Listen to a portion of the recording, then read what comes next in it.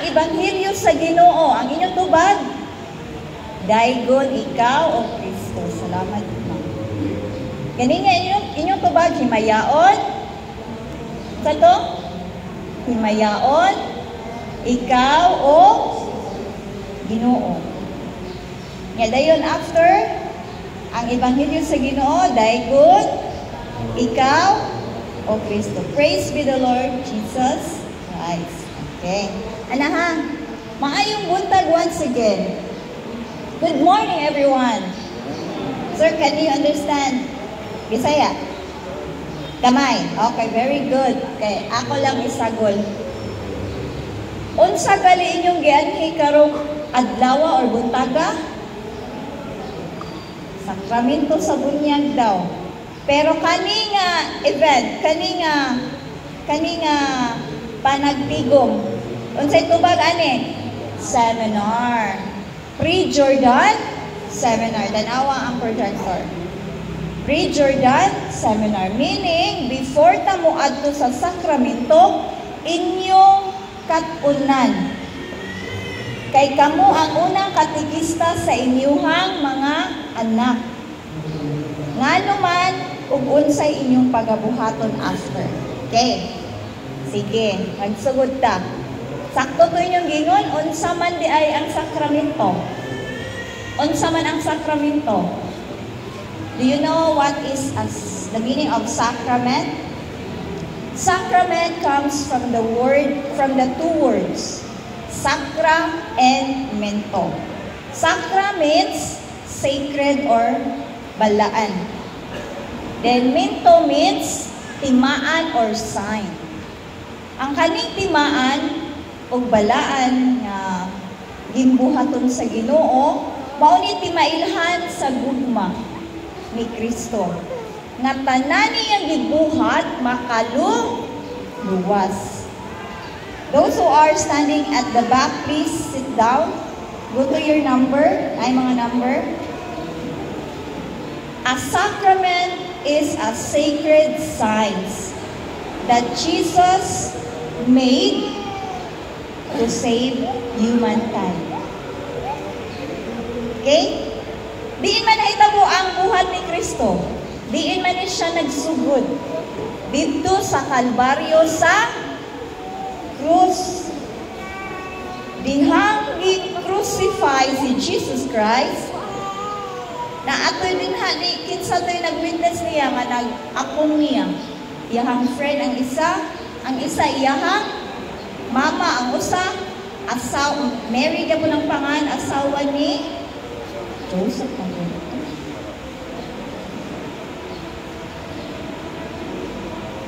Si Mary o si John nagatubang ni Jesus. O niya,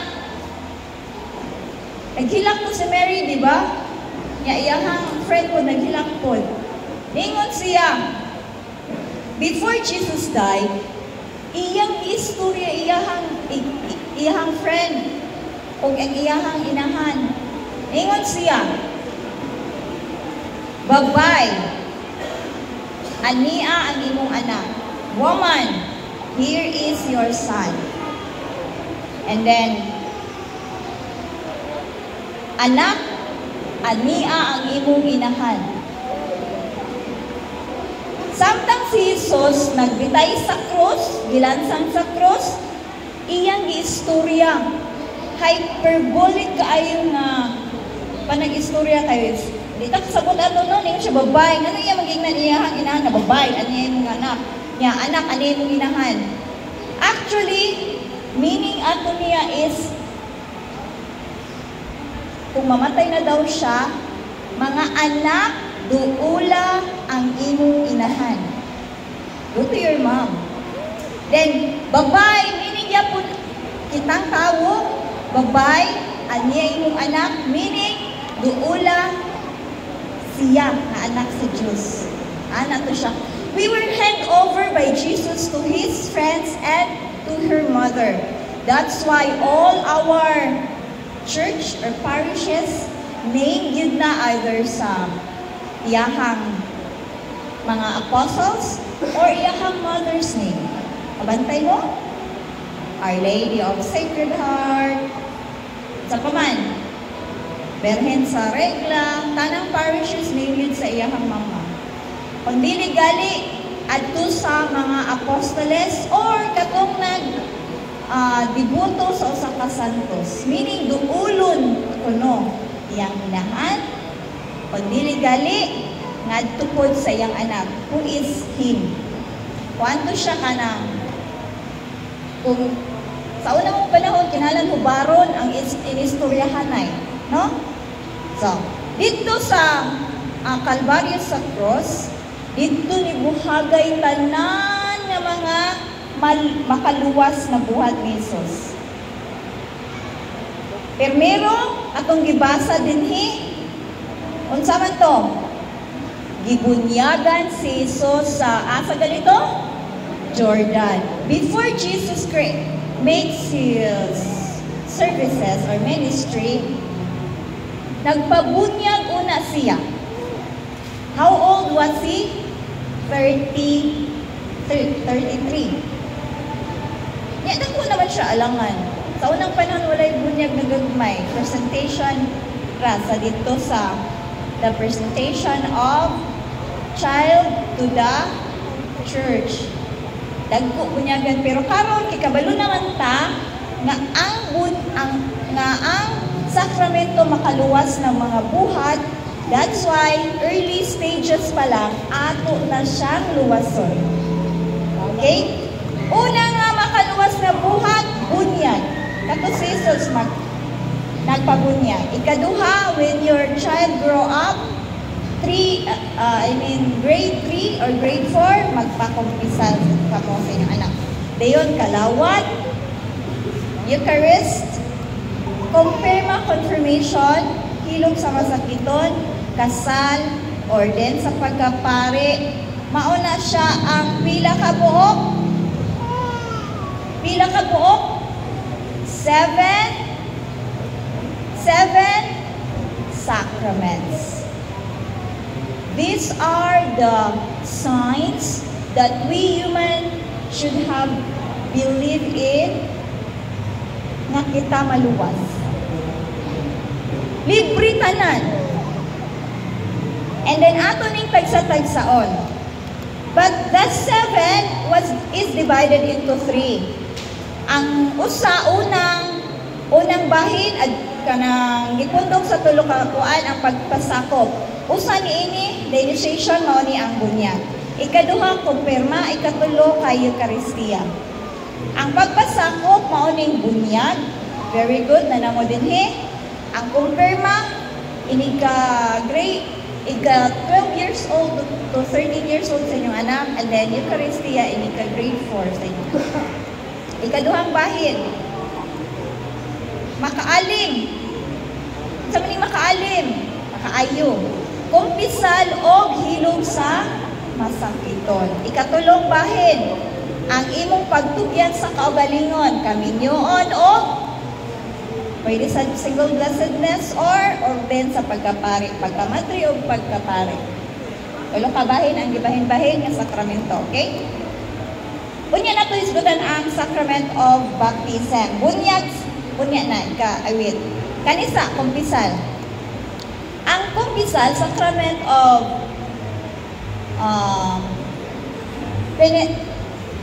sakramento sa kumpisal, mauni ang pagpasaylo sa mga sala or absolution tungod kay kitang tanan mahal sa Ginoo, duna siya'y gibuhat nga sacred sign that we can come back, always come back to Him. Kinsa na may nakakumpisa lately lang. Bago lang. Last month, 3 months ago, pinakadugay 1 month ago, kinsay nakakumpisa lang. Okay. Wala dyan gingon nga kanang naay i-require no kung kanus pero as much as possible, the soon as possible. Kay nga naman, wata ka ba, iniglakaw na to, wat na tay gininhawa. So, all the time, we should be ready to face our Lord. Okay? ay mo kaguol, kung mangumpisan mo, ay mo kauwaw. Kaya di na isulti sa pari, di na niya ipanabi. Kung iya magay nang ipanabi, that's his, kaya na sila'y secrecy vow. Dili na ipanolti. Okay? Naabi ato'y na santos na nga pari, tungod kay wa yun niya isulti ang iyahang ang ikumpisal sa usa ka rayna. Ipuglo siya sa king. But naman sila yung secrecy of vow, katong parian na santos jud. So di ta maulaw mo dool niya, kaya ang atong gidool dili ang tawo, kundi ang nagsakuban ni ana mao si Kristo mismo. So ang pakig-uli sa Dios nindot inyong connection ni God. Ma-connect na mo balik kung kamo mo dool sa sakramento sa kumpisal. Tungod sa sala, mabugto manggod ang atong relasyon. Kabantay mo, wala na kayo grasya, mura na kag-dull, kanang empty na imong kinabuhi, dili na ka-inspire, tungod kay naa kay guilt. Pero kung wala kay guilt, limpyo kay mong nauna, awan, nindot kay ang dagan sa imong kinabuhi. Tinuod, dili. Tinuod, dili. Tinuod. So, suwayin nga na ninyo. Musumpay pagbalik ang imong relasyon pinaagi sa pagpangumpisan. Sunod, ikatulo ni nga sakramento por ikaduha na itong discussion. Kalawat or Eucharist, Sacrament of Eucharist. Kining kalawat by grade 3 or grade 4 sa inyong anak, mao ni inyong sundon. Ang una, karon ang pabunyag mo, niya ikaduha, mangumpisal ang inyong mga anak, labi na mo. Ikatulo, mao ni ang Sacrament of Eucharist. Unsa man ni? Tungod sa pagmahal ni Kristo kanatong tanan, mga tao iyang gihatag ang iyang lawas o dugo dito sa Calvario sa Cross. Kanya, kanimang kong communion, it is a celebration during the Last Supper of our Lord. Kanus amanin nato pero may ma-experience during sa Eucharistic celebration. Tanang selebrasyon nga misa, paghandom kana siya sa katapusang panihapon ni Jesus o sa iyang mga amigo. During the time nga mga tinon-an niya ba gimingaw ni Jesus, nga dayon nakahinumdum sila. They remembered Jesus gathered his friends and then iyang gipakaon. Niingon siya. Iyang gipasapasa ang mga kwano, mga bread, ang mga pagkaon na bread. Tapos, niingon siya. Ang kaon ani dili na gutomon. At first, wala sila kasakot. At first, they did not understand. Ikaduha, iinom nila ang vino. Pagkahumaningon siya, ang muinom ani dili na uhawon. At first, magyapon sila kasabot. During the time na na-miss nila si Jesus, sila itong gibuhat, they felt the presence of our Lord. Na-feel nila ang presence ni Jesus Christ. So every time, mingawon sila silang master, they just do. Kaya nga naman, nibili man si Jesus, ningon man siya, do this in memory of me. So kanang gibuhat sa pari diha, ihang i-consecrate ang bread turn into his real body, and wine nga mo turn into his blood, i-consecrate na gali na, maglisingan na din sa pari, kana siya tinuod ang presensya ni Jesus. That's why every time mapil mo og misa, i-feel ninyo. Diba ma-feel ninyo nga naa siya. Katong mga third eye, makita gyud kuno nila nga naa ang presensya siya sa mga anghel during sa Eucharistic celebration. Mubayaw na gali na, muluhod kuno ang tanang anghel. Ako, sir, I cannot testify it, but I can see and kanang makaread ko mga testimonies like that. Kanang bitaw mag-appeal mi og graduation mass, ya kanang mo-appeal mi og katikista mi tanan no, mo-appeal mi og Eucharistic celebration sa First Communion sa mga bata. Astang lagtika na mo kay daghan kaayo mi-appealan na misa. Buntag, duha, hapon, duha, yung mga lawat man ni. Nagbaw pa na mo'y nakainom o Red Bull. Mga din ang mga pare, no, di good ka po yun, ikat sa buntag ato gabi, misa kay sitkaon. Mausad na kamunta.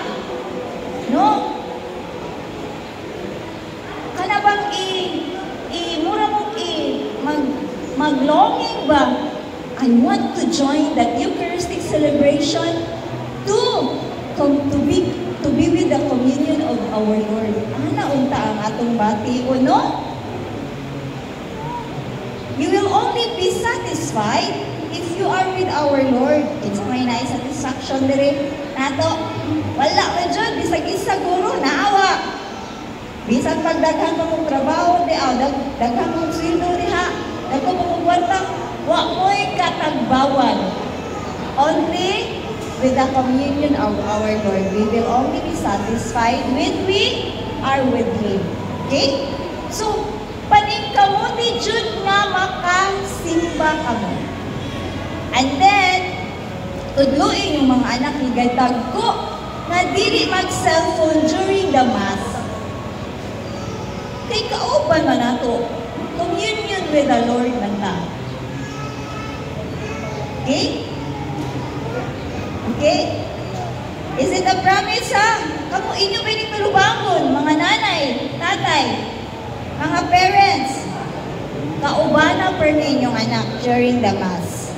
Next, kumpirma. When do you claim this one? The sacrament of confirmation during 12 years old and 13 years old of your child. Nga naman, unsam din yung kumpirma. During the 50th day, Jesus died. Imingaw man sila-silahang master no, nagtago sila dito sa room. Pagkahuman ni nagtago, pagka 50th day June, the Holy Spirit filled the room. Mikunsad kanila ang Espiritu sa Dios o silang pananagasahan sa a gift of the Holy Spirit.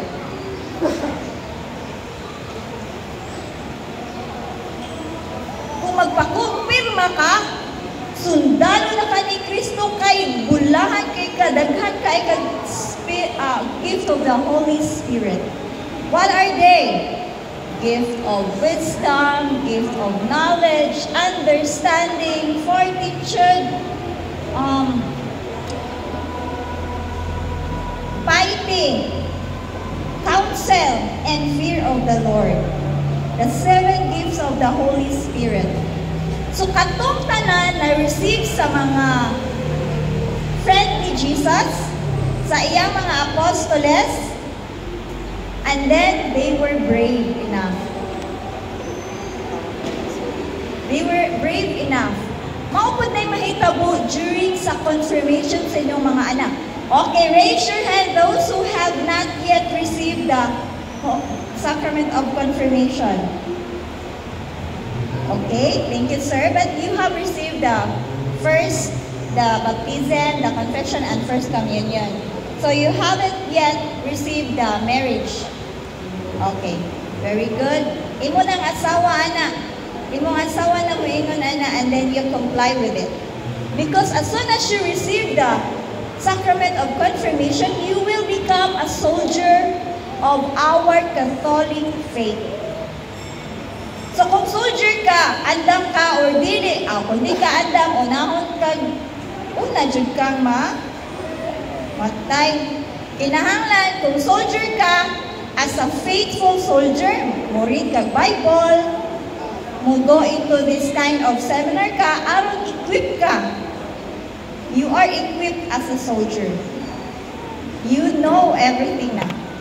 So kay, in a while lang ha, cut off mo naman. So those who are late, dili na sila ma-include ani nga list. Palihog kog dalaan niyo sa office. Ari alam din sa tubangan ang ginikanan ni Baby Ayesha. Ayesha Angon. Aliana Hiyas. Palihog ko hatod ani dito sa office. Wala pa sponsor Baby Kang Leon. Harvey. Kilaton, Baby Kilaton. Ano ko hatod sa kuan? Nang sponsor diri wala naman ako ginang. Sige, Kilatan eh. Mga natanawa nung name, sir. Ipalista lang dito sa table, sir, palihon. And then Baby Lingpangog. Ano ko hatod? Baby Alex Magbato, wala pa ipirma ang papa.